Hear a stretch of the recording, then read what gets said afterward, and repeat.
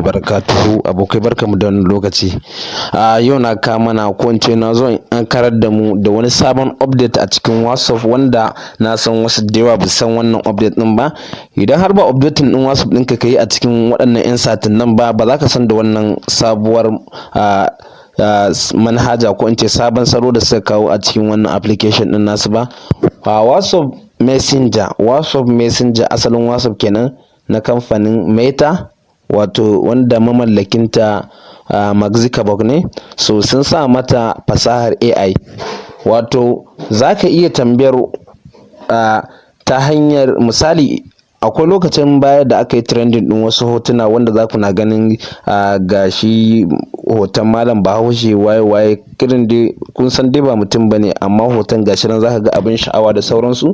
So WhatsApp ma sun sa wannan WhatsApp ɗin nasu wannan salon a cikin 'yan waɗannan satin nan, kuma abin zai matukar ba ku sha'awa, zai matukar burge ku. Hakan yasa na ce bari an karar da mutane domin su je su yi updating ɗin WhatsApp ɗin su ma su samu damar wannan abin. Kamar yadda kuke gani za ku ga wani abu sabo gashi nan, wannan ɗan abin gashi nan wani mai kala, wannan mai kalar blue din wanda ya sakin, to wannan shine. Idan ku duba ta sama kuma za ku ga wajen da aka sa a gashi nan ask, gashi nan kuna gani ask Meta AI or search. Nan za ka iya search din sunan contact naka ko kuma group, kuma sannan za ka iya tambayar robot akan wani abu. Kuma kar ka manta ba wai iya wannan hotunan da na yi magana ba ne za ka iya tambayar wannan AI ɗin, za ka iya tambayar sa akan wani abinka na karatu ma.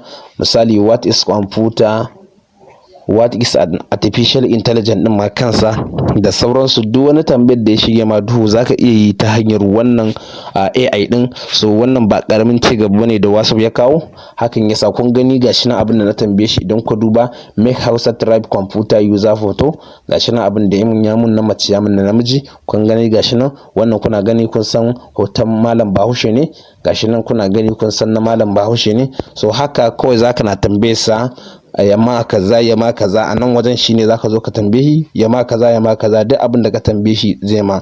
Misali yanzu bara mu tambaye shi what is computer programming, bara ku ga abin da zai ce. Kuna gani gashi nan yana ta mana rubutu, gashi nan yana ta mana rubutu, gashi nan. So kamar yadda kuke gani gashi nan abin da yake cewa computer programming, also known as a coding, is a process of designing, writing, testing and maintaining the instruction that a computer follow to perform a y. Gashi nan.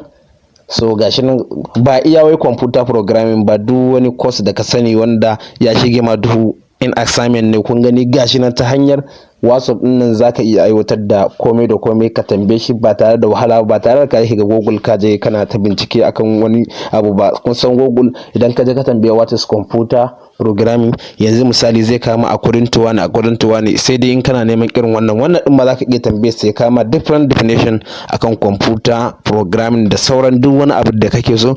So wannan shine sabuwar fasaha ta AI da Meta suka kawo.